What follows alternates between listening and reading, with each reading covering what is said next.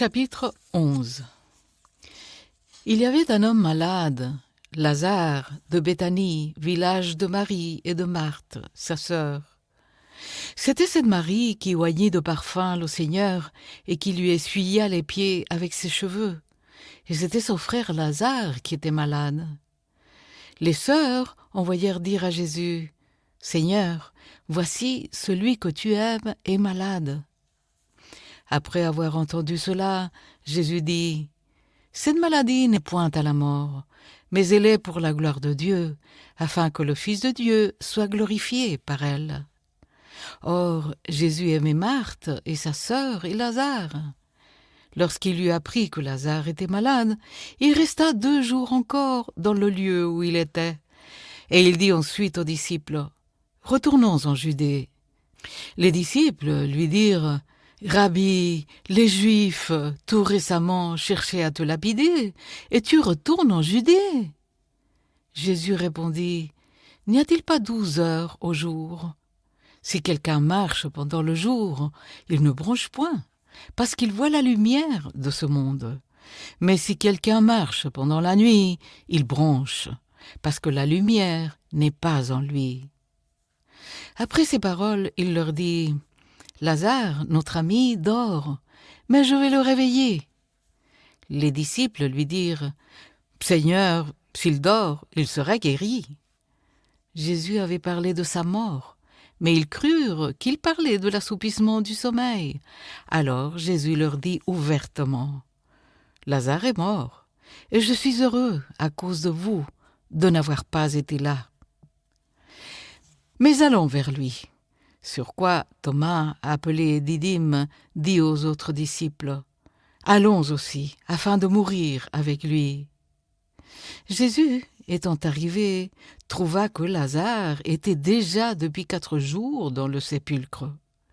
Et comme Béthanie était près de Jérusalem, à 15 stades environ, beaucoup de Juifs étaient venus vers Marthe et Marie pour les consoler de la mort de leur frère. Lorsque Marthe apprit que Jésus arrivait, elle alla au-devant de lui, tandis que Marie se tenait assise à la maison. Marthe dit à Jésus, « Seigneur, si tu avais été ici, mon frère ne serait pas mort. Mais maintenant même, je sais que tout ce que tu demanderas à Dieu, Dieu te l'accordera. » Jésus lui dit, « Ton frère ressuscitera. » « Je sais, lui répondit Marthe, qu'il ressuscitera à la résurrection au dernier jour. » Jésus lui dit, « Je suis la résurrection et la vie. Celui qui croit en moi vivra, même s'il meurt. Et quiconque vit et croit en moi ne mourra jamais. Crois-tu cela ?» Elle lui dit, « Oui, Seigneur, je crois que tu es le Christ, le Fils de Dieu, qui devait venir dans le monde. » Ayant ainsi parlé, elle s'en alla. Puis elle appela secrètement Marie, sa sœur, et lui dit, « Le Maître est ici, et il te demande. » Dès que Marie eut entendu, elle se leva promptement et alla vers lui. Car Jésus n'était pas encore entré dans le village, mais il était dans le lieu où Marthe l'avait rencontré.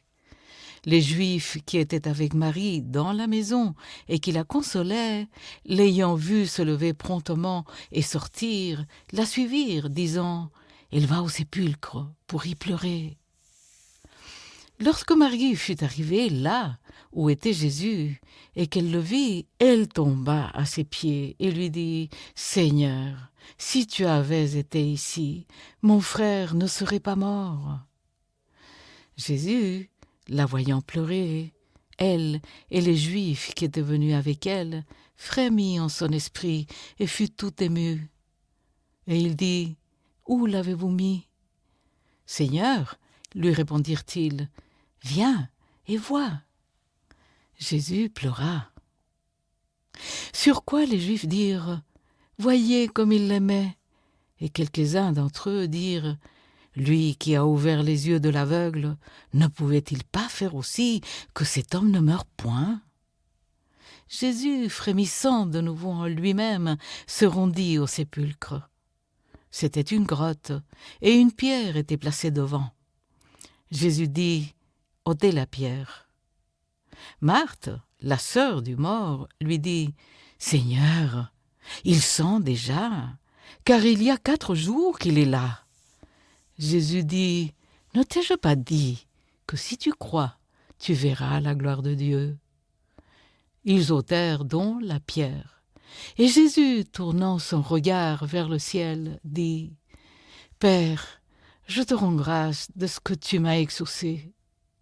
Pour moi, je sais que tu m'exauces toujours, mais j'ai parlé à cause de la foule qui m'entoure, afin qu'ils croient que c'est toi qui m'as envoyé. » Ayant dit cela, il cria d'une voix forte « Lazare, sors !»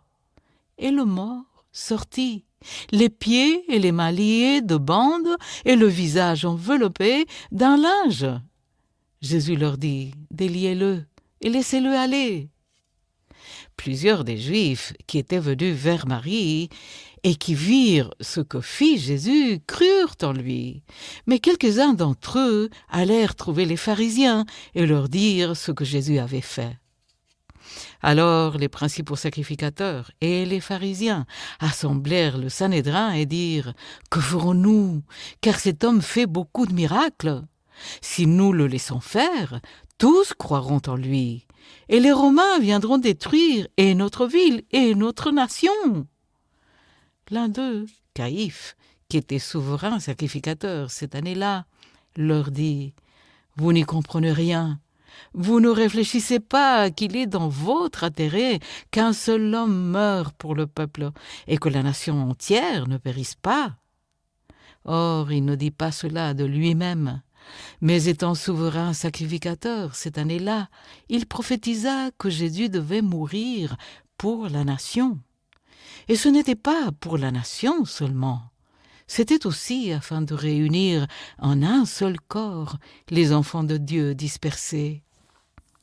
Dès ce jour, ils résolurent de le faire mourir. C'est pourquoi Jésus ne se montra plus ouvertement parmi les Juifs. Mais il se retira dans la contrée voisine du désert, dans une ville appelée Éphraïm, et là il demeurait avec ses disciples. La Pâque des Juifs était proche, et beaucoup de gens du pays montèrent à Jérusalem avant la Pâque pour se purifier. Ils cherchaient Jésus, et ils se disaient les uns aux autres dans le temple « Que vous ensemble, ne viendra-t-il pas à la fête ?» Or, le principal sacrificateur et les pharisiens avaient donné l'ordre que, si quelqu'un savait où il était, il le déclare, afin qu'on se saisisse de lui.